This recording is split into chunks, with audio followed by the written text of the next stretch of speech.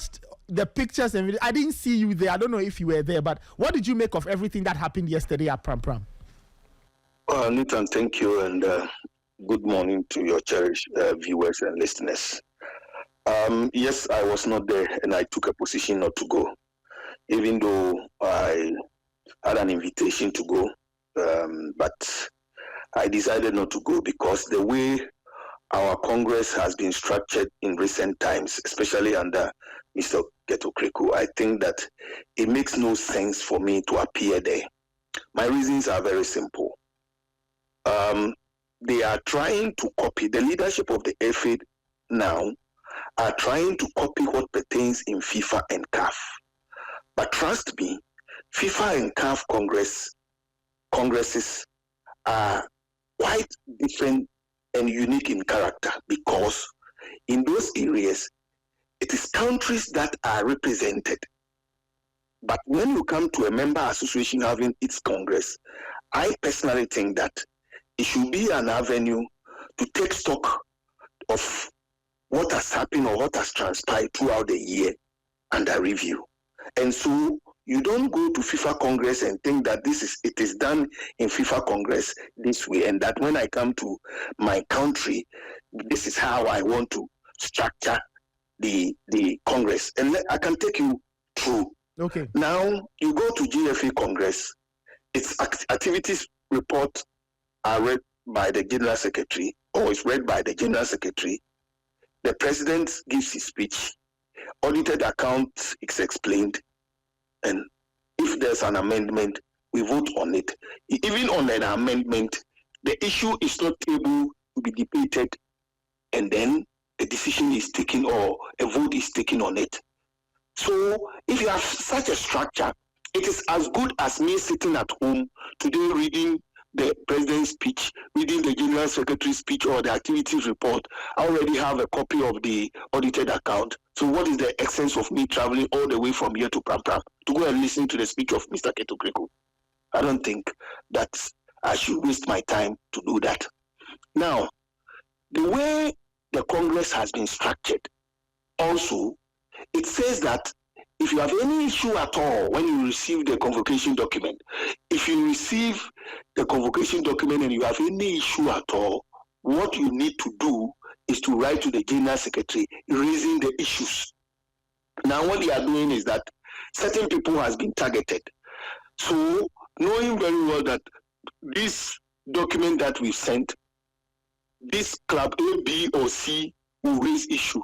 You send an email to the FA and it will bounce back. This is the level of we have got into.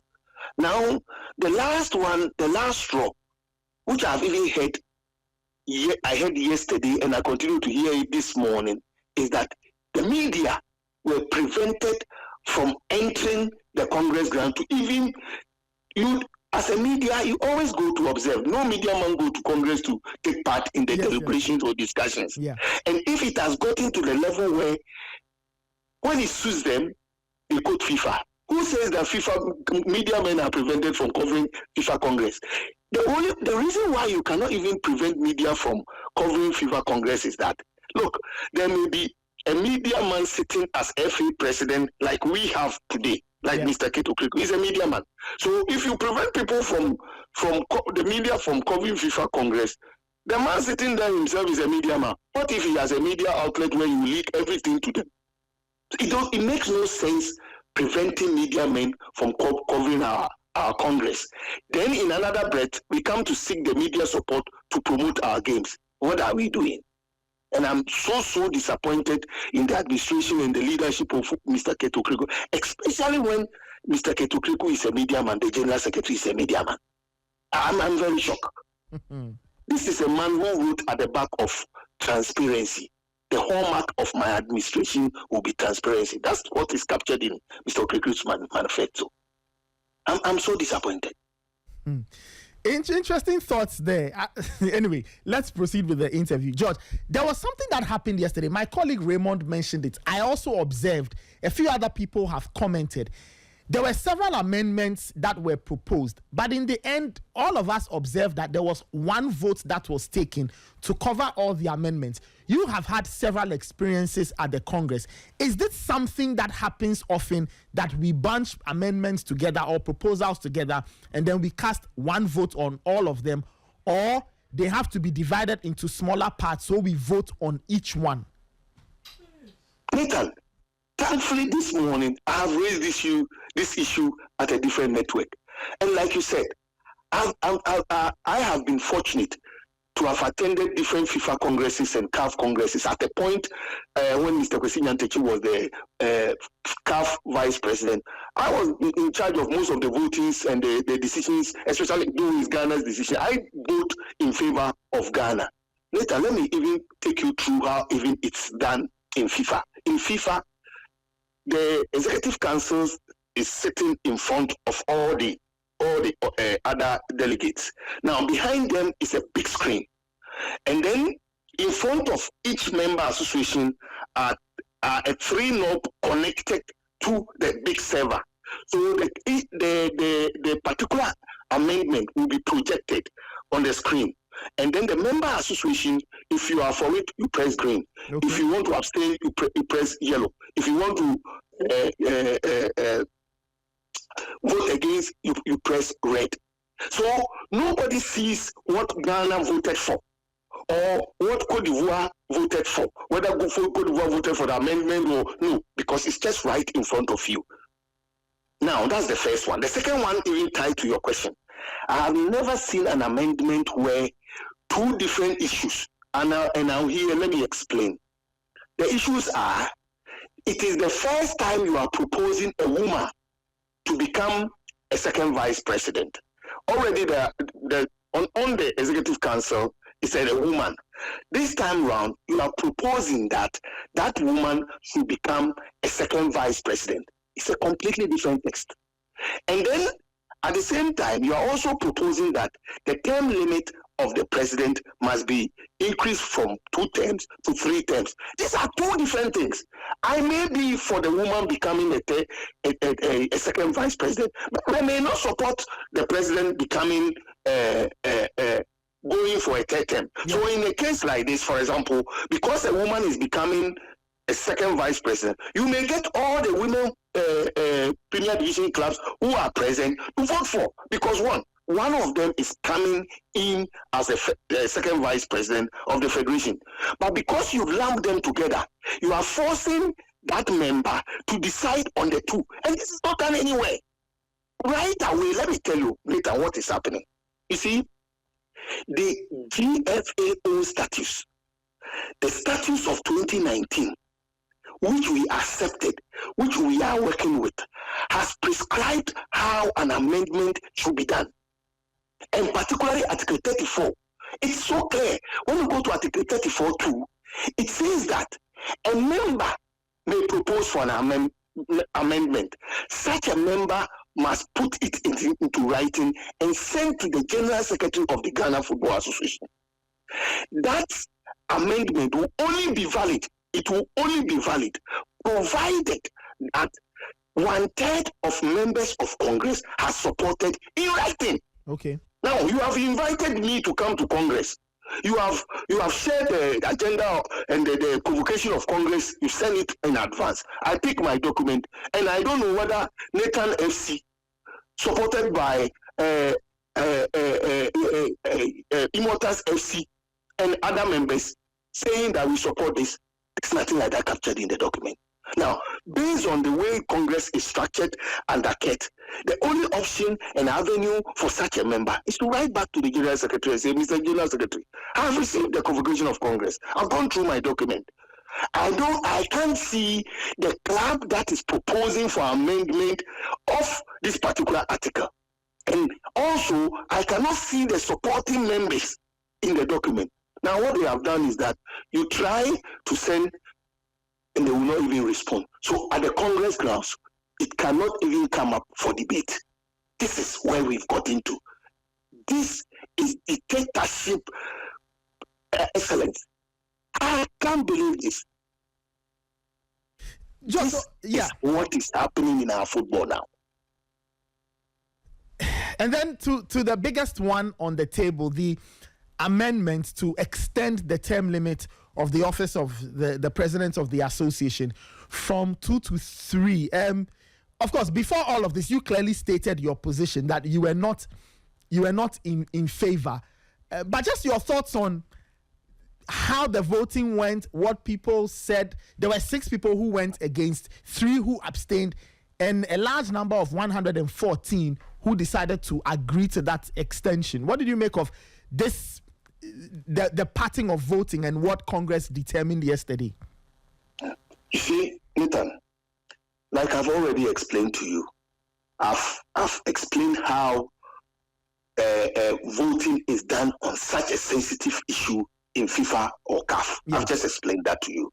Now you go before a dictator like it.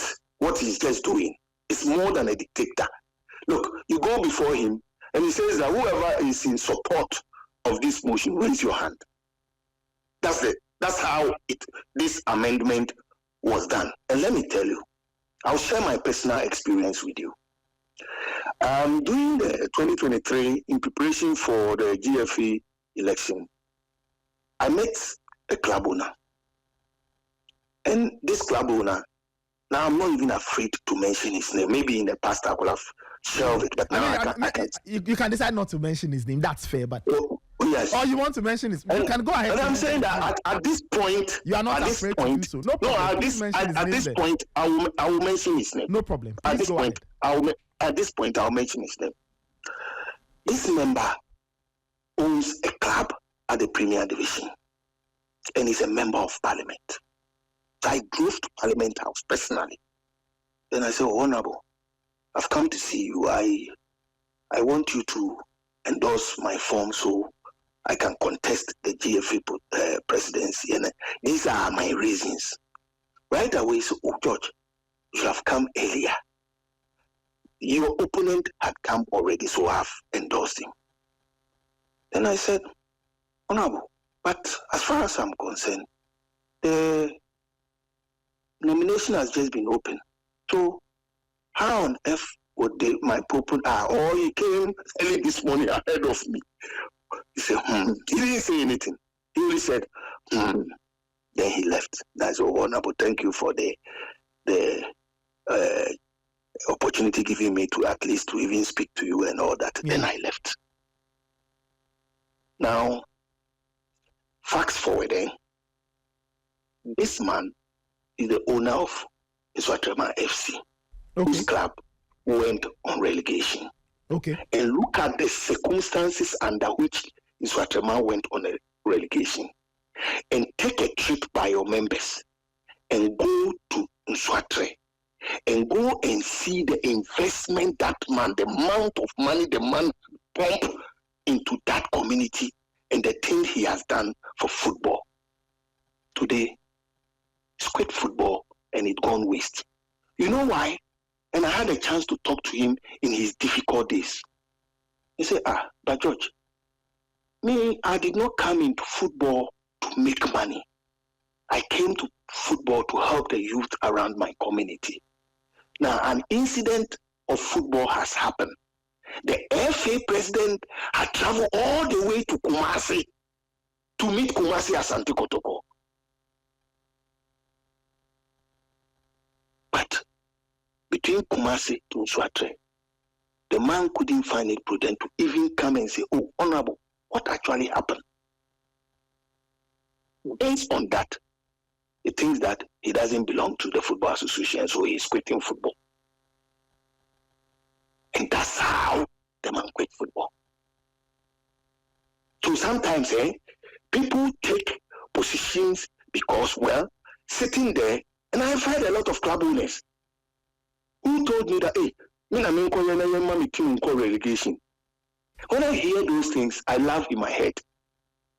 Because the time will come when you had the chance to take a good position for the development of football, but you think that you want to continue to play a league. You want to continue to make sure that your league, your club, is still remains in the elite league, and so therefore you can't voice out. Today, I salute Kumasi Asante Kotoko and all the other clubs who were bold today. By Kotoko abstaining, it simply means that he's not for it, because per the statutes and Article 34.4, it shows how the calculation should be done. And at the end of voting, you need to get 75% of members to vote for. By Kotoko abstaining, assuming more clubs even abstain, it would have been difficult for this amendment to go through. So I'm saying that today, this morning, somebody would say that it is easy and so easy for anybody to make the argument that, oh, wasn't it only 6 clubs? But trust me, Kumasi Asante Kotoko alone in Ghana here, making this statement is a big statement. It doesn't matter whether there were only 6, but the truth and posterity will judge everybody. Look, today as we speak, the man who did so much and so well for Senegalese football, he rose to become the first vice president of CAF. When the time was ripe for him to leave, he said no. He still wants to stay, like what our brother is doing. He lost his position as CAF first vice president, lost his position as FIFA Executive Council member, and the last one was just last Saturday. He lost to a new person to lead Senegalese football. He didn't even come second. He came third. Why do you want to reduce somebody who has risen to become a first vice president of CAF? Why do you want to still stay to get humiliated this way? Today, as we speak, Sierra Leone went to an election last weekend. The incumbent, he lost.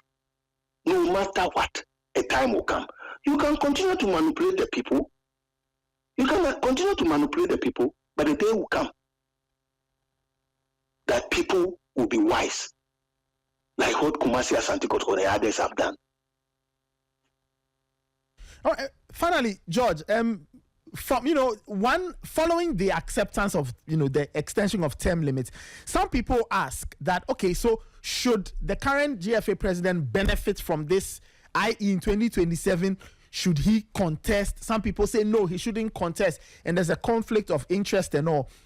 What do you think should happen from your own perspective, based on everything that's gone on? Do you think Kurt should contest, or he should do this, walk away, and then the amendments can, take place, and whoever it is that wants to contest in 2027 can do so? Do you think he should benefit from this amendment, or he should just set it up and then walk away for others to benefit from this new addition to the statutes?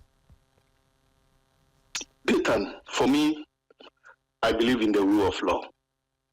And trust me, myself and those people who think like me will definitely test the law. How are we going to test the law? Even the process of amendment was not followed, and that will definitely challenge it. There are different forums to challenge these amendment that they did just yesterday. First of all, I've stated clearly that the processes was not followed. That's the first one. The second one is what you have just asked. These are things that we can ask for interpretation. And please forgive me. In the law school gate, I've never come near anywhere there. And so I'll plead with you. And I know how you can do it. You can get the legal brains to explain to all of us. But for me, as a stakeholder, there are paths to take. And the path is all the things that has gone wrong will be tabled before the mother body, which is FIFA. That in FIFA, you supervise the statutes of the FA, which was accepted in 2019 in Ghana here. Now, if we want to effect any amendment, this is what the statutes say.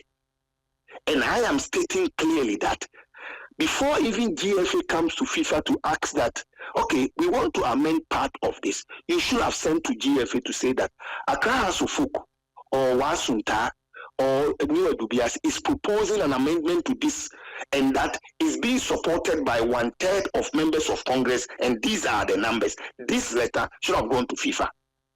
And if FIFA have such a letter, you should furnish all of us so that we know clearly that that process was followed.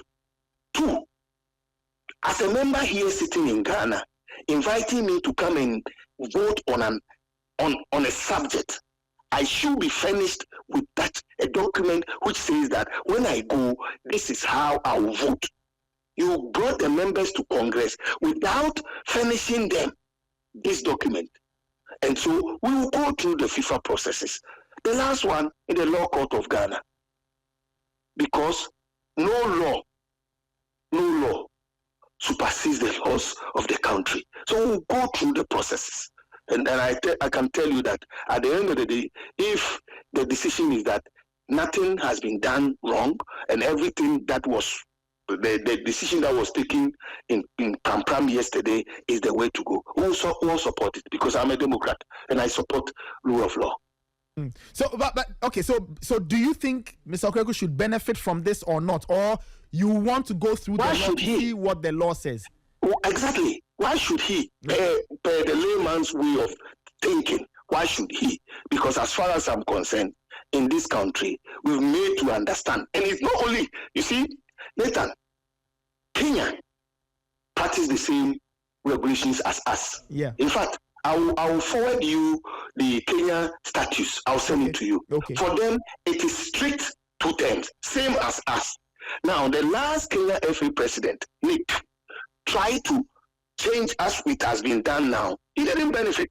In fact, to the point that, can you believe that the FA president of Kenya, Nick, after serving the 2 terms, now pick form to contest vice president position, and he was shut down. Okay.